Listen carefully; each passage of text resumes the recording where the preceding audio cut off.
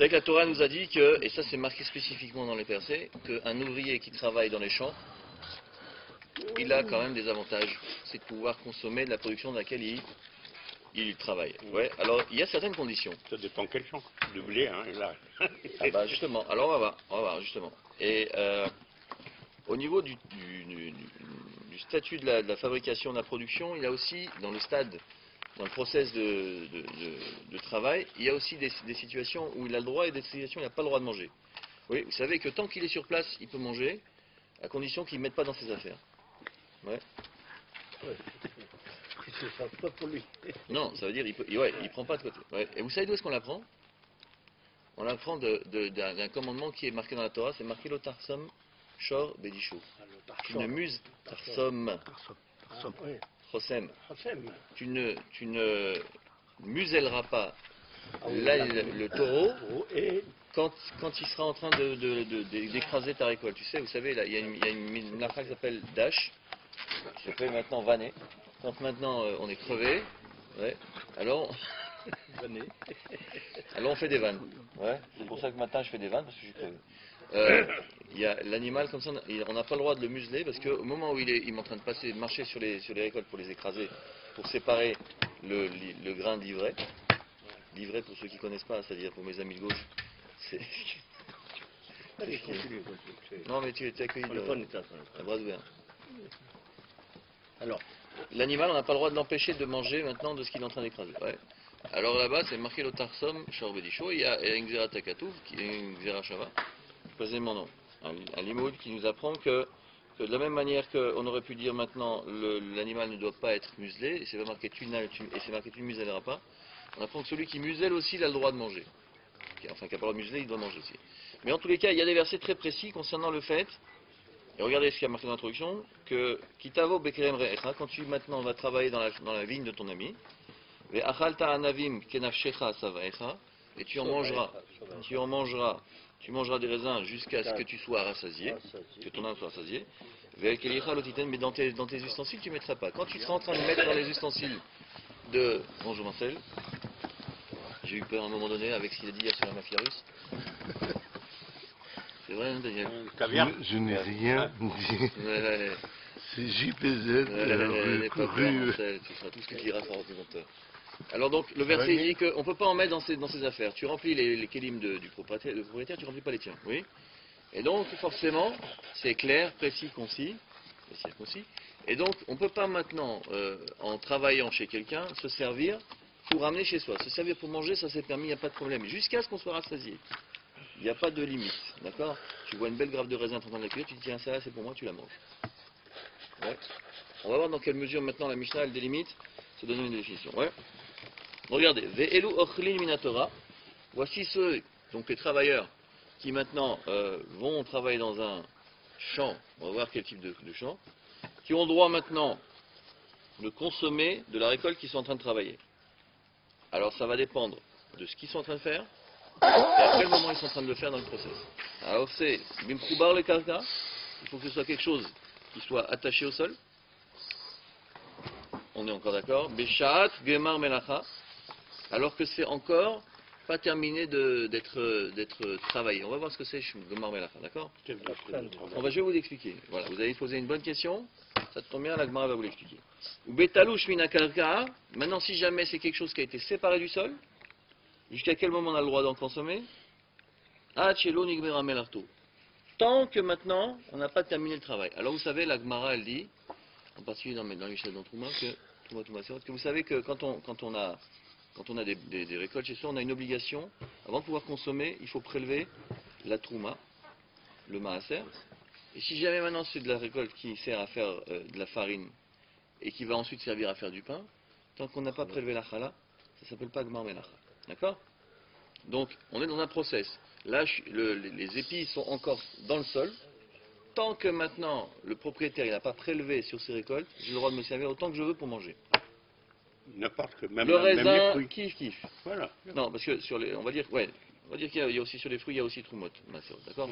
En tout cas, tant que c'est encore attaché à l'arbre, je me sers, je mange. Tant que le propriétaire il n'a pas dit maintenant ça y est, je vais prélever. D'accord? Quand c'est détaché du sol, quand c'est une fois que c'est fait, et que maintenant je travaille, par exemple, je suis en train de prendre les raisins pour les amener au pressoir. Ouais. Tant qu'il n'a pas prélevé non plus, alors Hachelo Nigmera Melarto, il n'y a pas de problème. D'accord? Ou Bedavar chez Guidou Luminaret, c'est troisième condition, il faut que ce soit quelque chose qui pousse dans la terre. Ça vient exclure quel cas? Quelqu'un qui travaille dans une étable et qui est en train de traire les vaches. Ouais, le lait, ça ne s'appelle pas Guidou Minaret. Le lait. Vous savez pourquoi Shabbat on n'a pas le droit de traire une vache? Pourquoi on n'a pas le droit de faire cette melacha de traire une vache? Oui, mais quel travail? Il y en a 39, ça. Lequel des 39 travaux interdits? Je presse. Idiot. Il y a une melacha qui s'appelle Dash. Dash, c'est séparé. Séparé. Mefarek ici, ça s'appelle. C'est pareil, ça. Ah si. Séparer le lait de l'animal. Mais cette melacha de Dash, vous savez qu'elle est exclusivement réservée à les travaux qui concernent la terre. C'est-à-dire, vous séparez maintenant le blé, le grain d'ivraie, le blé de la paille, tout ça.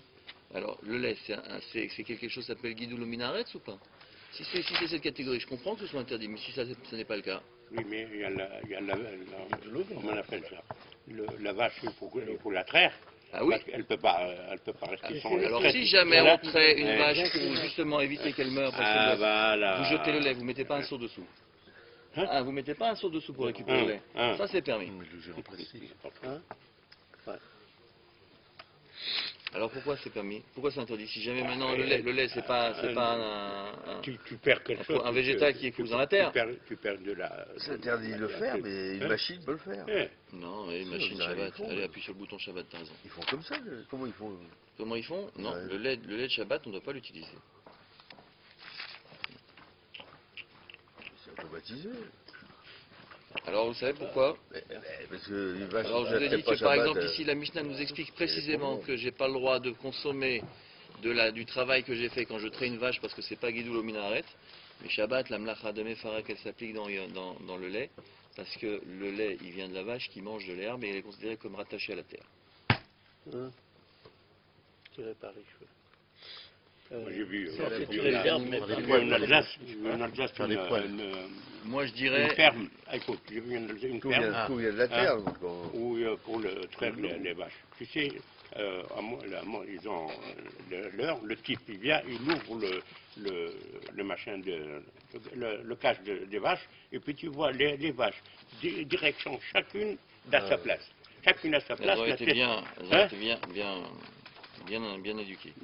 Allez, revenons maintenant à nos moutons et à nos vaches, enfin, plus précisément à nos vignes et à nos champs, d'accord? Et définition de Gmar Melacha, regardez ce qu'il dit dans le BO. Gmar Melacha, c'est Shiur Yadoua Anagea Beikar Ledine Maserot. Quand ce qu'on appelle maintenant la fin du travail, vous savez pourquoi on appelle ça Gmar Melacha? Parce qu'en fait, la récolte, elle n'est pas consommable tant qu'on n'a pas fait nos prélèvements. Oui.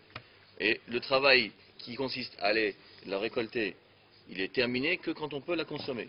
Et donc maintenant, cette notion de consommation, elle existe au moment où on a terminé. Et terminé, ça veut dire prélever. D'accord? Et donc, mais et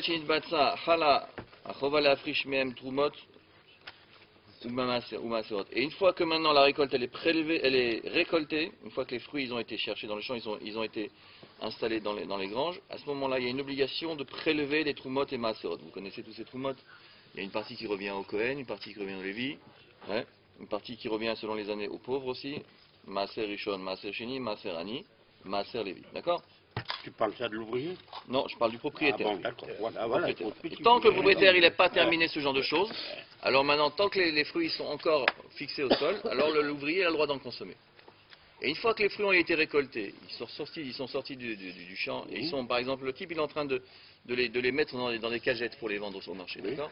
Tant que le propriétaire, il a une fois seulement que Hachelo Nigmar Melarto, tant qu'il n'a pas fait ses prélèvements, alors là aussi, l'ouvrier il peut se servir, d'accord?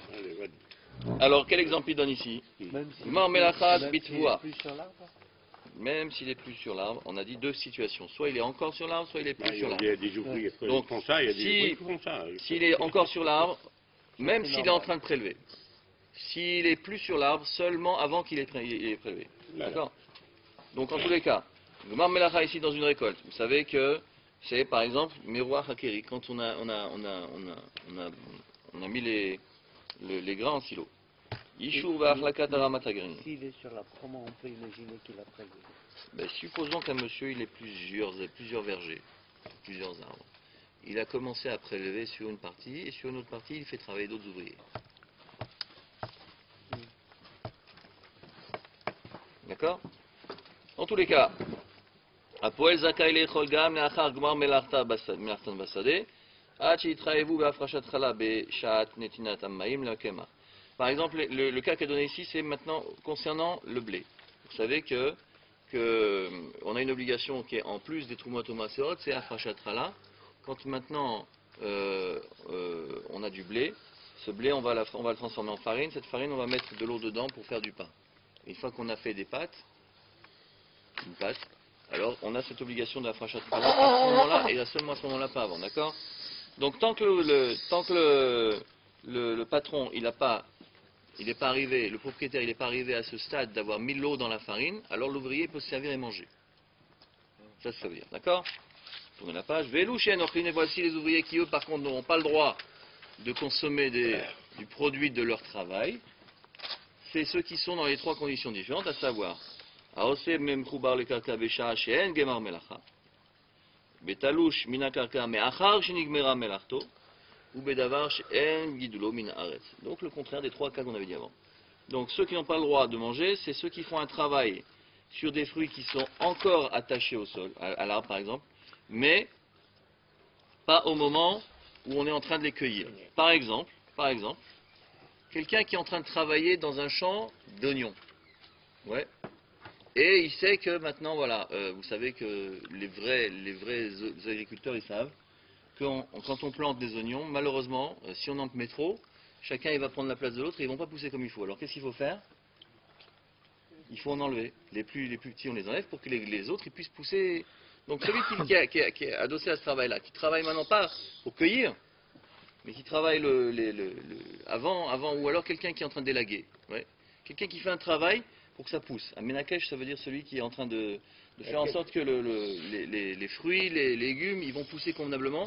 Soit ils désherbent, soit maintenant, comme je vous ai dit, il y a un rang d'oignon ici, et ils sont pas alignés en rang d'oignon.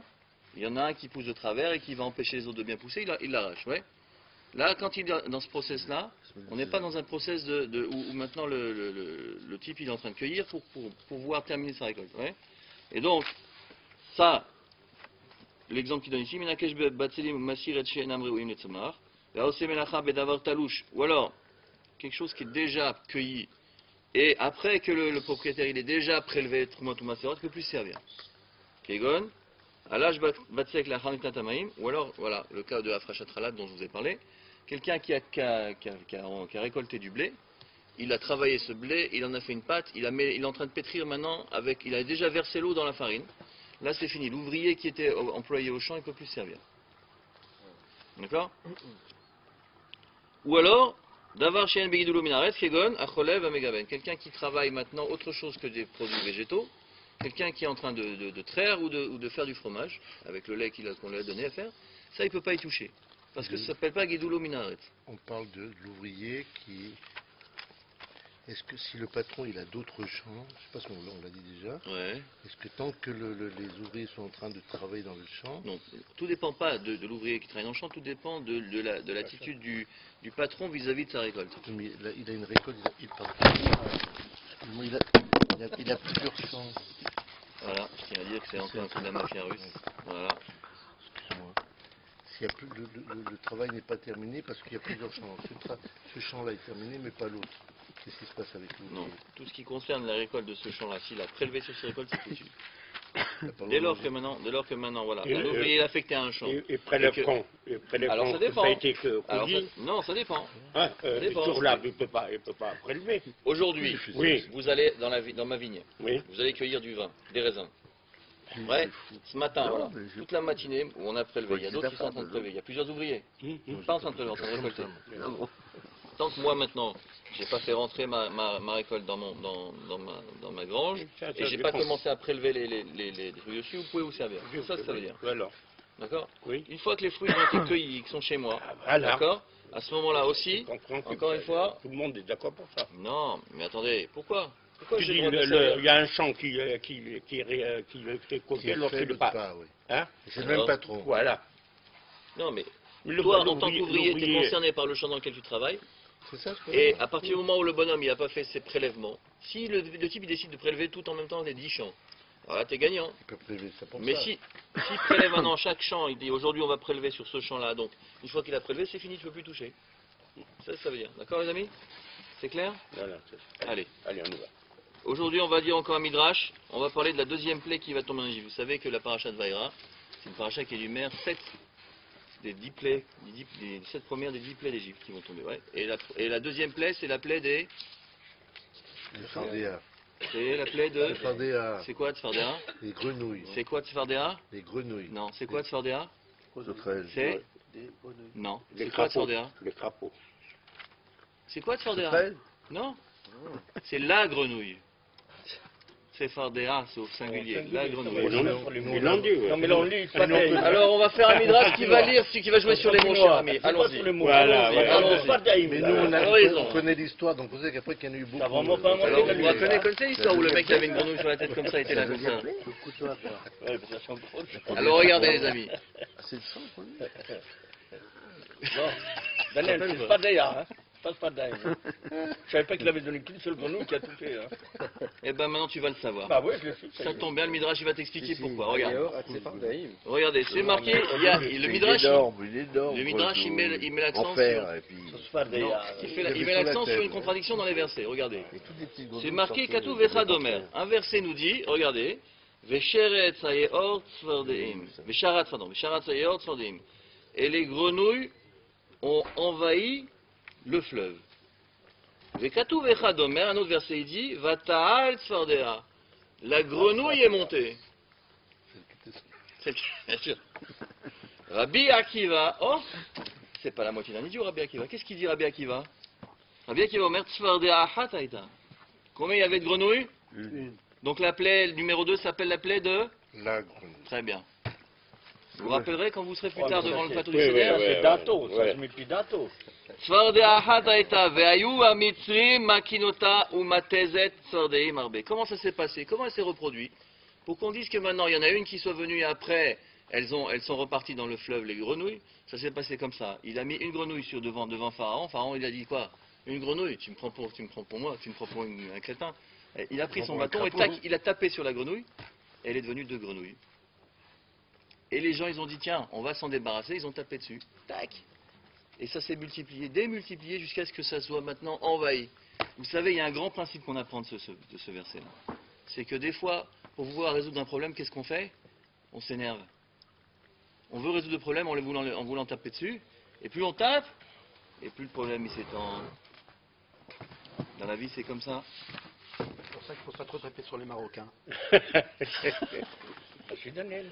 Bon, s'ils avaient tête de grenouille, ça se saurait. Bon, regardez ce qu'il dit ici. Afle va fele. Kol Adam shemeat sechel vekol kodo. Toute personne qui aurait ne serait-ce qu'un peu de cervelle dans son crâne. Traduis pour ceux qui ne savent pas rappeler, va appeler. C'est merveilleux. Merveilleux, extraordinaire. Quel Yavin, toute personne qui a ne serait-ce qu'un peu de cerveau dans son crâne. Je m'adresse à ceux qui pourraient en avoir dans le crâne, les mecs de gauche là-bas. Ouais. Yavin, il va comprendre qu'il est achar shtaim ou shlosh hakaot. Regardez, vous comprenez, vous tapez une première fois dessus. Vous voyez que non seulement vous ne l'avez pas éradiqué, mais il se multiplie le problème. Une deuxième fois, c'est pas 2 grenouilles, c'est 4. Une troisième fois, c'est pas 4, c'est 8. Qu'est-ce que tu dis? Un mec intelligent, qu'est-ce qu'il fait? C'est le code codeur.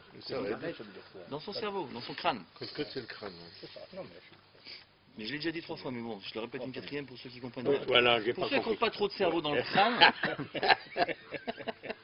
Alors qu'est-ce qui se passe? Vous n'avez pas répondu à ma question. Qu'est-ce qu'on fait? Quelqu'un d'intelligent, Tu il donnes voit ta qu'il... dose d'hier et d'aujourd'hui. Ah bah ouais, mais attends, il y a 2 jours, tu vas recevoir bien comme il faut pour 2 jours. Il arrête. Il arrête, voilà, il y en a un qui répond, c'est un Constantin. Voilà. Les autres, hein? On continue. Allez, continue. Yesh les hafsik, il faut s'arrêter quand vous voyez que maintenant votre problème, non seulement il n'est pas résolu, mais il se multiplie. Vous arrêtez. Tu sais que maintenant tu parles avec un type, tu essaies de lui expliquer un truc. Et le mec, non seulement il comprend pas, mais il s'enfonce. T'arrêtes. Ouais, c'est pour ça qu'avec les amis.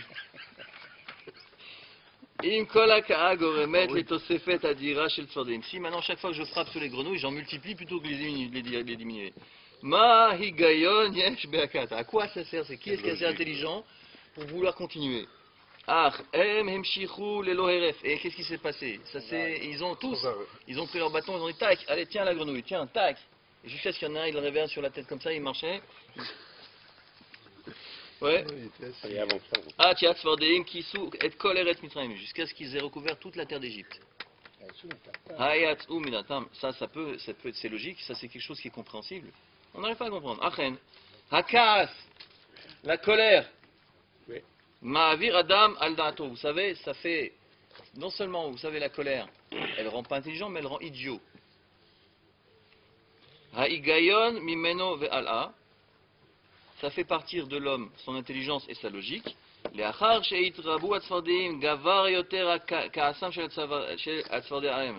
Pas seulement ça, mais maintenant, ça a augmenté, ça a grandi encore plus leur colère sur la première, la grenouille mère, celle qui a été celle de l'origine. Ils ont dit quoi? C'est à cause de toi, tiens, tac! Encore, et prends. Hi mitzida hotia od nichale nechilim. Nichile nechilim, je sais pas ce que c'est. Chez la Tzfardim. Descendants.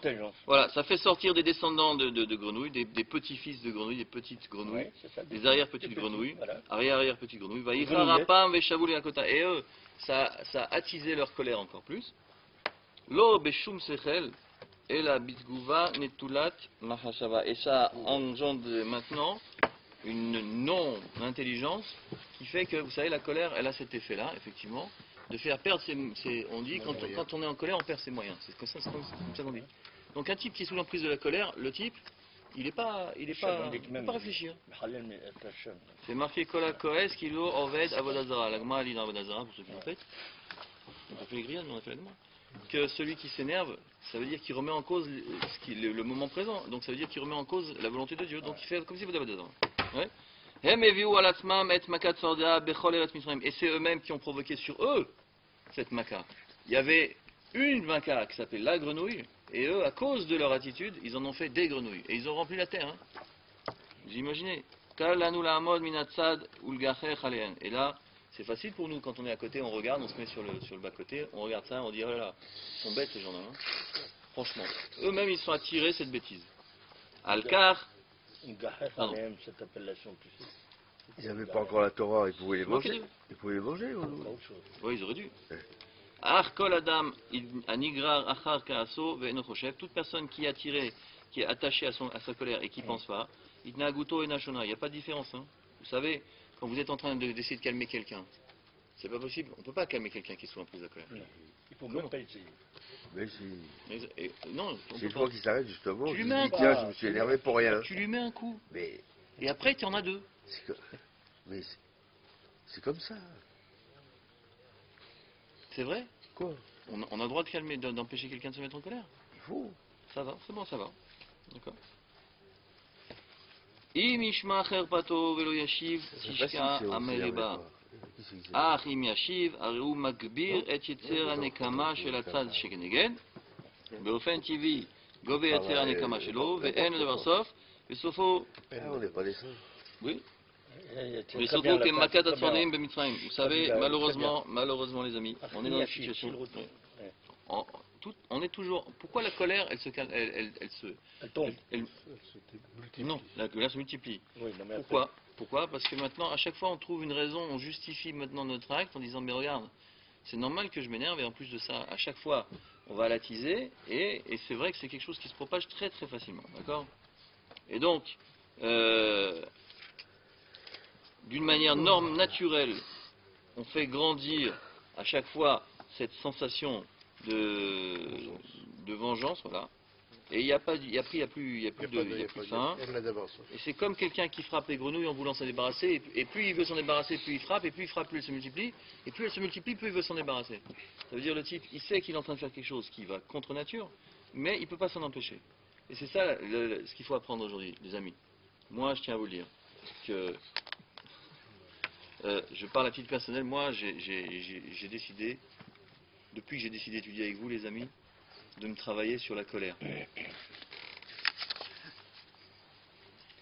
Et ça marche. Ça marche.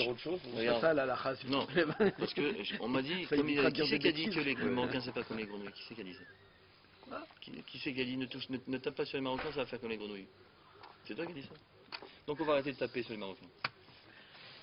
Le cours est fini. Allez. Au niveau des halakhot, les amis, regardez, c'est vite fait. Allez, ça s'arrête là. Non, on va faire un peu de Je peux pas Zohar. cours avec On va faire un quelqu'un peu de Zohar. qui arrête pas de déconner, pardon, excusez-moi d'expression. C'est Oh, toi, arrêtez, Emile. ça C'est toi. suffit, Regarde, là, tu ça te mets en va colère bien. pour rien. Tu vas devenir une 30 grenouille. fois tu as dit le Marocain, Tu vas devenir une grenouille. 25 fois, ça va, mais pas 3. Oui, justement. 25 fois, ça Allez, regardez. Un peu de Zohar. On a dit qu'après avoir consommé du lait, les obligations qui étaient d'attendre 6 heures, elles n'ont pas lieu d'être, puisque les deux raisons qui étaient invoquées concernant la halakha sur le fait de consommer de la viande, c'était soit on risquait d'avoir des morceaux de viande entre les dents qui nécessitaient 6 heures avant qu'elles soient décomposées et pas être de la viande, donc si on mangeait du lait derrière, il n'y avait pas de mélange, ou alors si on avait absorbé de la viande, le gras qui était maintenant absorbé, il fallait 6 heures pour digérer. Donc le lait, c'est pas les mêmes conditions.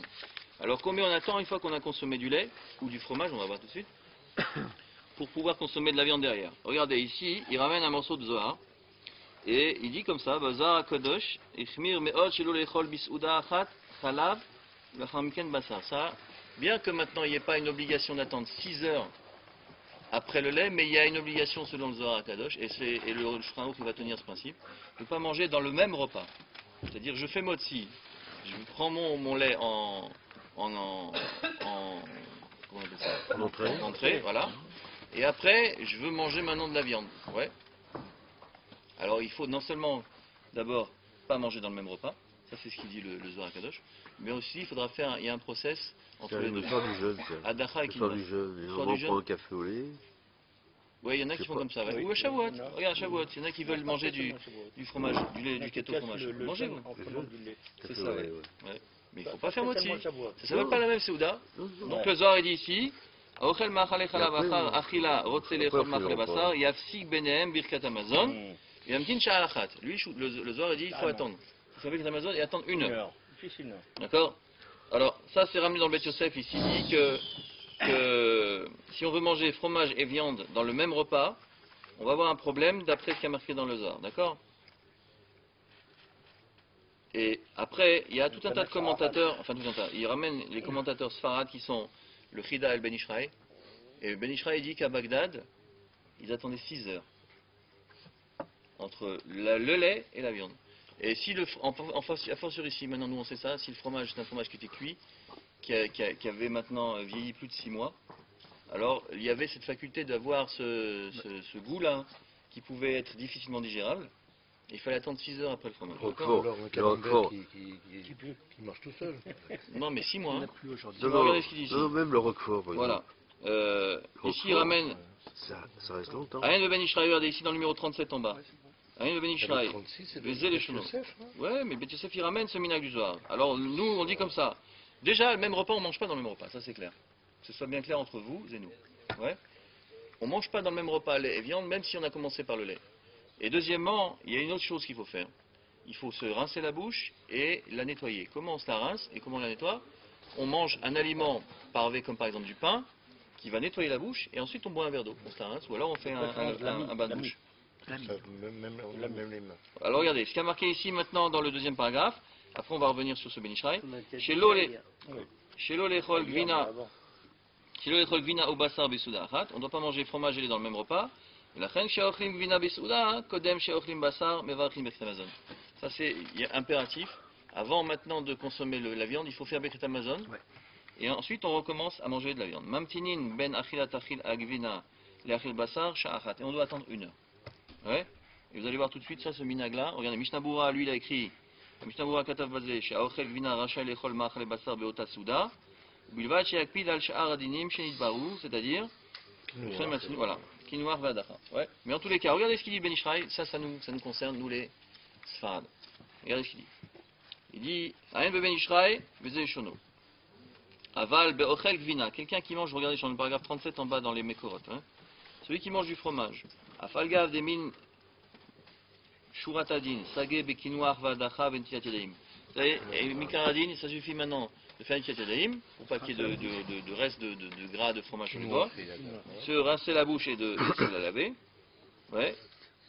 Pour manger de la viande immédiatement.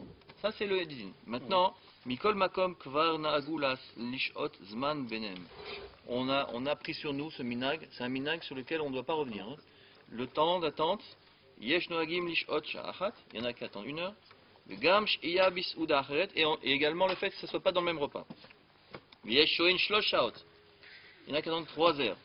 Ve'arbe Gdole Israël Naagul Achmir Shesh Shaot, 6 heures. Uchmo Shekatav Agaon Echida, le Chida c'est pas n'importe qui. Ouais, pour une fois qu'on a des poskim sorades qui décident. Vepo Irenu Bagdad, à Bagdad, comment ils faisaient là-bas, en Irak? Anachnu Morin Kach, on enseigne comme ça, qui Igvina Kasha, Shavarle Hashisha Chodashim, parce que le fromage là-bas, il marchait tout seul, il faisait le fromage de Bagdad, c'est un fromage qui durait, qui vieillissait 6 mois, Oyoter. Shoin Sheishaot, ça c'est clair. Vous avez entendu? Rassurez-vous, hein, les fromages chez nous n'ont pas le temps de passer de 6 mois. Hein. Mais bon, moi j'ai acheté un fromage en Israël, il avait 17 ans d'âge. T'as attendu combien de temps? Il a attendu 24. C'est proportionnel. J'attends toujours de manger de la viande. Alors il dit Ve'im lo avru ele hashisha chodashim mamtin sha'achat lechol chodesh echad. Si c'est maintenant un truc à 1 mois, on attend 1 heure. 2 mois, 2 heures. 3 mois, 3 heures. Vous entendez, hein? 17 ans. She'im ava chodesh mamtin sha'a, ve'im shene chodashim mamtin shte chodashim, shte shaot, ve'chen alzo aderech. Et ainsi comme ça on doit faire. Ouais. Regardez, Minag Rabim, tournez la page, voilà comment c'est la coutume. Minag Rabim, Rabim Noagim Lamtin Ben Achilat Machle Chalav Lachilat Machle Basar Khatsisha. Alors là, regardez le numéro 40 en bas, Yesh Shekadvu Levaer, Minag Ze, Alpi Divra Zohar. Une demi-heure. Une demi-heure. Une demi-heure. 1 heure. 3 heures. Shenichol Basar Ugvina Vesha Achat. שאין הכוונה שעה אחת, אלא שעה של 60 דקות, et là, shiur zman ma. Quand on a dit on ne doit pas manger dans la même heure le fromage et la viande, alors il dit c'est dans la même heure, c'est-à-dire qu'au moins une demi-heure. Voilà. Ok les amis, voilà. Maintenant moi je pose une question. Moi je pose une question.